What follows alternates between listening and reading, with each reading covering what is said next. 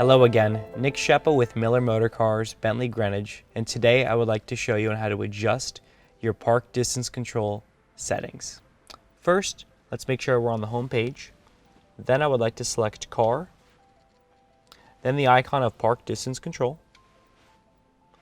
Now over here we're going to be able to adjust the front and rear volume of our sensors. So right now, if you're on high, you can try medium or you can try low.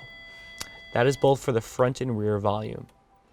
Also, you can lower the entertainment volume when parking. So if you do have the audio on and you're reversing the vehicle, you can go through different types of levels of how low it will decrease the music. And on the last one, reverse traffic warning. So when we're reversing out of a spot, it will inform us of whether the cars are coming from the left or to the right of us.